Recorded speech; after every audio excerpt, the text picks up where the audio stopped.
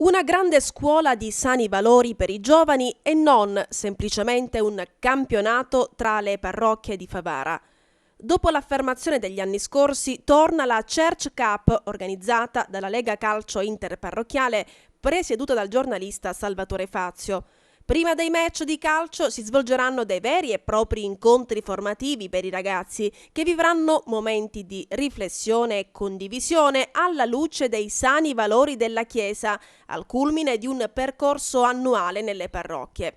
La cerimonia d'apertura sarà questo venerdì alle ore 16:30 all'oratorio Don Giustino di Favara.